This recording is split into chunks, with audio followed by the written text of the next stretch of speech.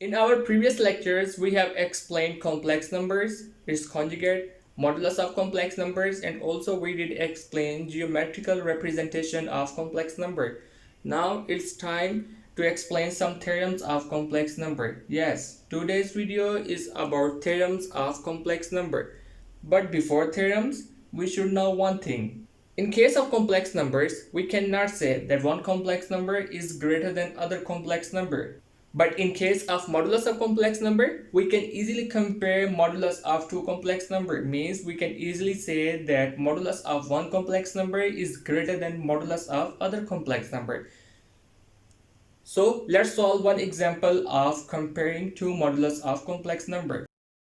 For this purpose, let we have two complex number. One is x that is equal to 4 plus I and second is y that is equal to 2 plus 3i. Now first take the modulus of complex number x and then take the modulus of complex number y.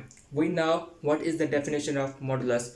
Let me say again, the definition is the positive square root of sum of squares of real and imaginary part of complex number is called modulus of complex number.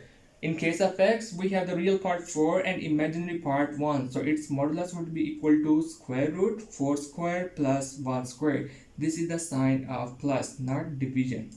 Now 4 square is equal to 16 and 1 square is equal to 1. So root 16 plus 1 is equal to root 17. This is the final answer of modulus of complex number x. Now take the modulus of complex number y. Its real part is 2 and imaginary part is 3. So its modulus would be equal to square root 2 square plus 3 square, and that would be equal to 4 plus 9. The final answer of modulus of complex number y would be equal to root 13.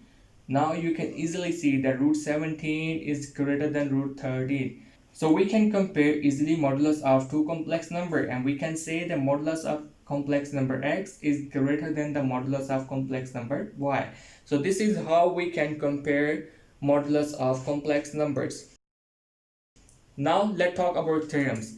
And the very first theorem is the modulus of complex number and the modulus of conjugate of complex number is same. Let's prove this statement. For this, let we have complex number a that is equal to 3 minus 2i. Now what would be the conjugate of complex number a? We know the definition of conjugate. The definition is two complex numbers are said to be conjugate of each other if they have same real parts and same imaginary parts, but they have opposite sign of imaginary parts. So its conjugate would be equal to 3 plus 2i. Now you can see both complex numbers a and its conjugate have the same real part and same imaginary part, but imaginary part have opposite sign. This one is negative and this one is positive. So this is the conjugate of complex number a. Now we take the modulus of complex number a, then take the modulus of its conjugate. The modulus of complex number a would be equal to 3 square plus minus 2 square, as its real part is equal to 3 and imaginary part is equal to minus 2. So that would be equal to 9 plus 4. Minus 2 square is equal to 4.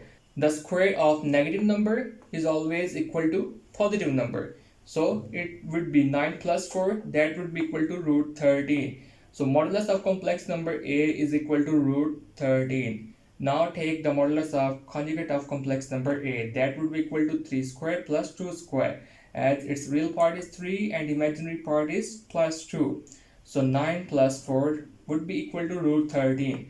Now this is the final answer of modulus of conjugate of complex number a, and this is the final answer of modulus of complex number a. You can see both answers are same, so we can say that the modulus of complex number a is equal to the modulus of conjugate of complex number a.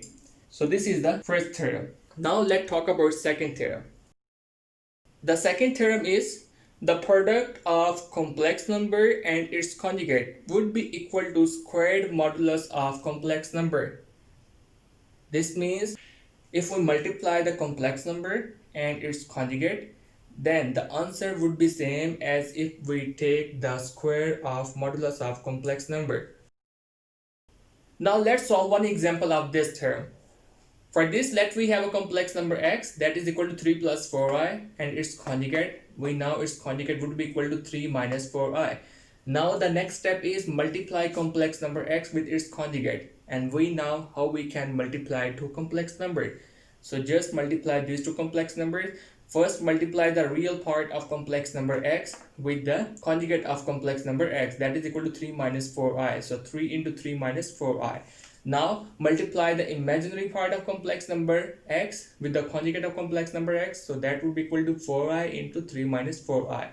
Now the product of 3 into 3 minus 4i is equal to 9 minus 12i, and the product of 4i into 3 minus 4i is equal to positive 12i minus 16i squared.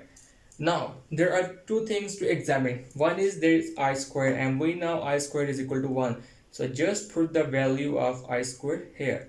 Okay, and the second thing is we have the same value 12i and 12i, but with opposite sign, positive, negative. So these two values can be cancelled out easily.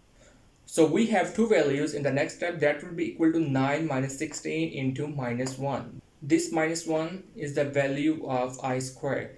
So that would be equal to 9 plus 16, as the product of negative with negative always become positive. So 9 plus 16 is equal to 25. Now this is the final answer of product of complex number x with its conjugate. Now take the squared modulus of complex number x.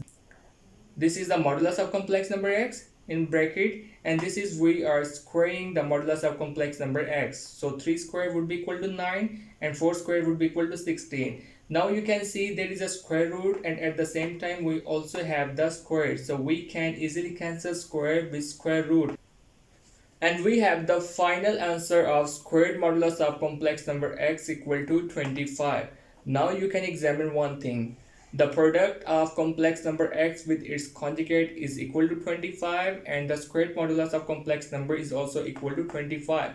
So this is the proof of our statement, that is the product of complex number x with its conjugate would be equal to the squared modulus of complex number x. So guys, this is the second theorem of complex number. So these are two theorems of complex numbers. In our next video, we will discuss third and fourth theorem of complex numbers.